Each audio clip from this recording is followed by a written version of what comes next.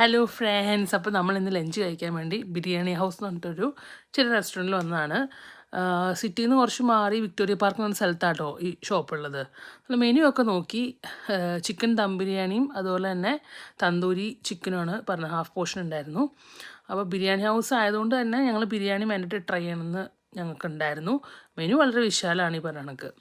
അപ്പോൾ ഞാൻ ആദ്യം തന്നെ ദം ബിരിയാണി പ്ലേറ്റ് ചെയ്തു. എങ്കിലും എൻ്റെ കണ്ണ് നമ്മുടെ തന്തൂരി ചിക്കനിൽ തന്നെയായിരുന്നു.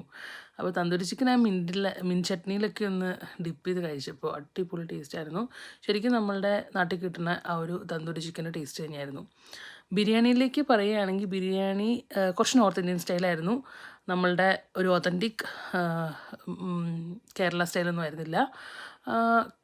നോർത്ത് ഇന്ത്യൻ സ്റ്റൈലും ഒന്നും പറയാൻ പറ്റില്ല. പിന്നെ നമ്മൾ ലാസ്റ്റ് ഷാർജ ഓർഡർ ചെയ്തു. അതും അടിപൊളിയായിരുന്നു. ബില്ല് ഇതാണ്. കുറച്ച്